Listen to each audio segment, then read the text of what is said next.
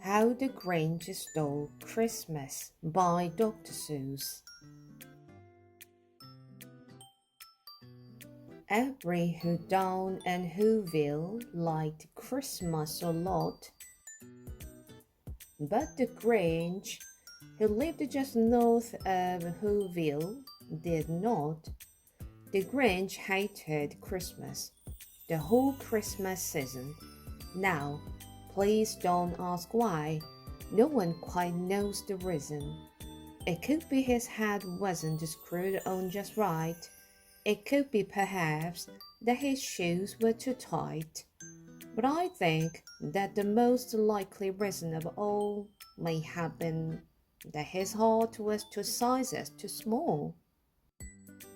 But whatever the reason, his heart to his shoes, he stood there on Christmas Eve, hating the who's, staring down from his cape with a sour, Grinch frown at the warm lighted windows below in their town.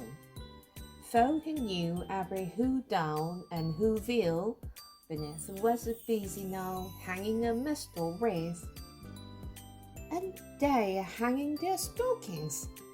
He snarled with a sneer. Tomorrow is Christmas, is practically here. Then he growled with his Grinch fingers nervously drumming. I must find some way to stop Christmas from coming. For tomorrow, he knew, all the Who girls and boys would wake bright and early. They'd rush for their toys, and then, oh, the noise. Oh, the noise, noise, noise, noise. That's one thing he hated, the noise, noise, noise, noise. Then the Who's, young and old, sit down to a feast, and they'd feast, and they'd feast, and they'd feast, feast. They'd feast on Who pudding and rare Who roast beast, which was something the Grinch couldn't stand in the least. And then they'd do something he liked least of all. Every who down and whoville, the tall and the small, stand close together with Christmas bells ringing. They'd stand hand in hand, and the who's start singing. They'd sing, and they'd sing, and they'd sing, sing, sing, sing. And the more the Grinch thought of this who Christmas thing, the more the Grinch thought, I must stop this whole thing. Why, for 53 years I've put up with it now. I must stop this Christmas from coming. But how? Then he got an idea, an awful idea. The Grinch got a wonderful, awful idea. I know just what to do, the Grinch laughed in his throat, and he made a quick Santa Claus hat and a coat. And he chuckled and clucked. What a great Grinch trick! With this a coat and this a hat, I look just like a Saint Nick. All I need is a reindeer. The Grinch looked around, but since reindeer are scarce, there was none to be found. Did that stop the old Grinch? No, the Grinch simply said, if I can't find a reindeer, I'll make one instead. So he called his dog Max. Then he took some red thread and he tied a big hole on top of his head. Then he loaded some bags and some old empty sacks on a ramshackle sleigh, and he hitched up old Max.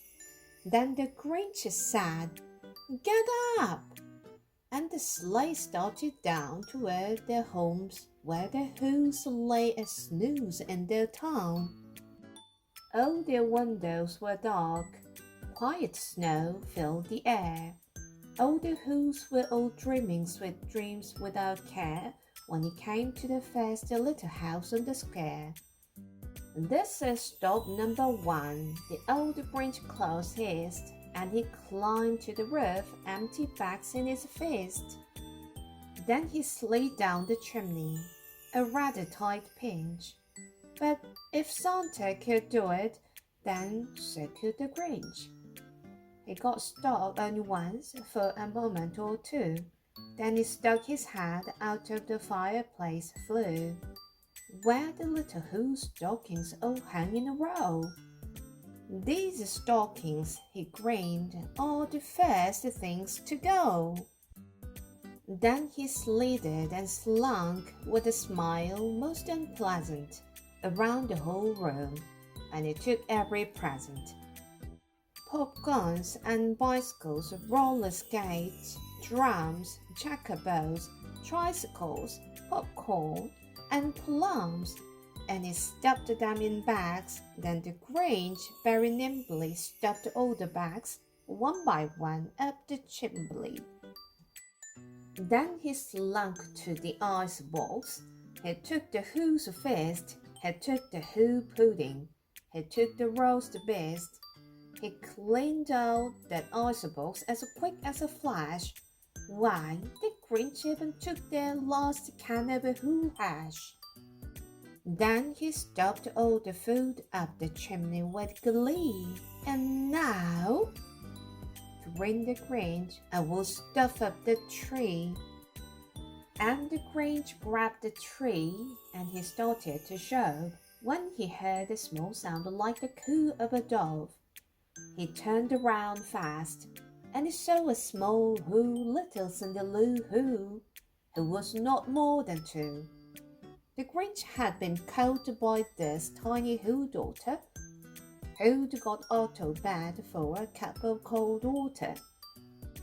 She stared at the Grinch and said, "Santa Claus, why? Why are you taking our Christmas tree? Why?" But that old Grinch was so smart and so slick. He thought of a lie, and he thought it up quick. "Why, my sweet little tot, the fake Santa Claus lied. There's a light on this tree, the one light on one side. So I'm taking it home to my workshop, my dear. I'll fix it up there, then I'll bring it back here."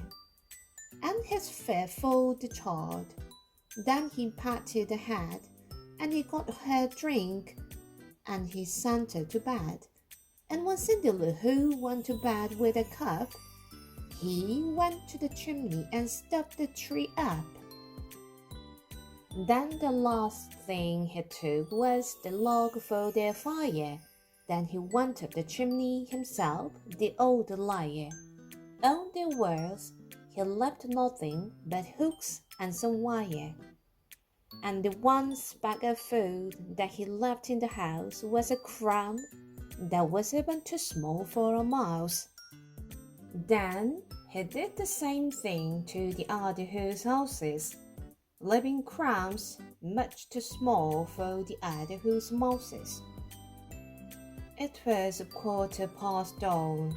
All the Who's still abed, all the Who's still a snooze, when he packed up his sled, packed it up with their presents, the ribbons, the wrappings, the tags, and the tinsel, the trimmings, and the trappings.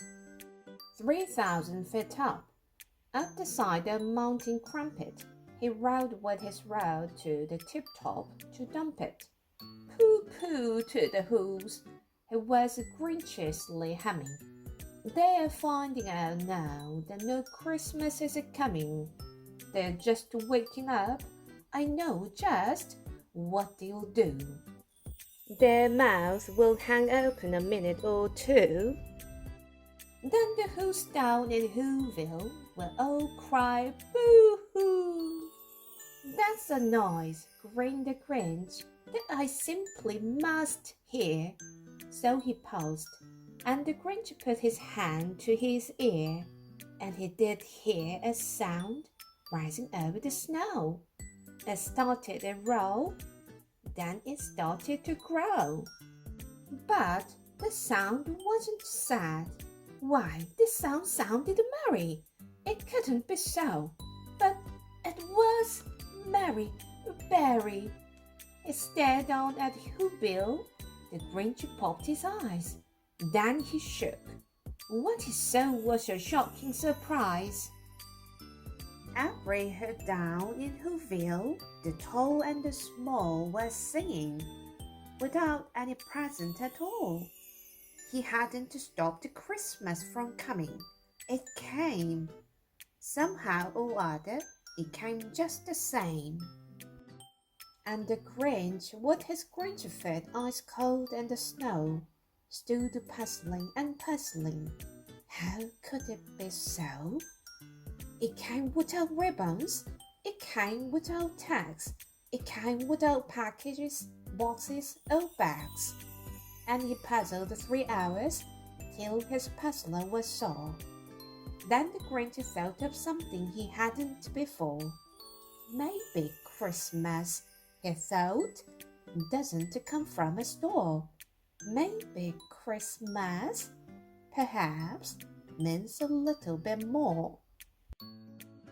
And what happened then? Well, in Whoville they say that the Grinch's small heart grew 3 sizes that day. And the minute his heart didn't feel quite so tight, he whizzed with his load through the bright morning light, and he brought back the toys and the food for the feast. And he himself, the Grinch, called the roast beast. The end. Thank you for listening.